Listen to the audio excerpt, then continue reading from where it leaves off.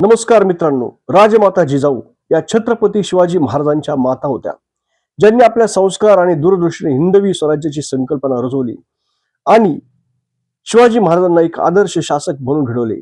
त्यांचा जन्म 12 जानेवारी 1598 रोजी सिंदखेड राजा येथे झाला.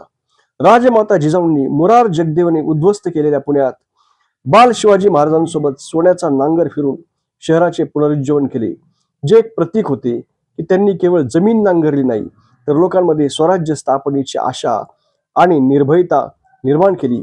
पुण्याच्या पुनर्विकासाचा पाया रचला. शिवाजी महाराजांवर स्वराज्याचे संस्कार घडवले, त्यांना लढाईचे प्रशिक्षण दिले.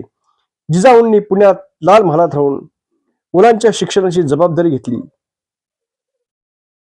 त्यांना जयंती निमित्त विनम्र अभिवादन आणि मानाचा मुजरा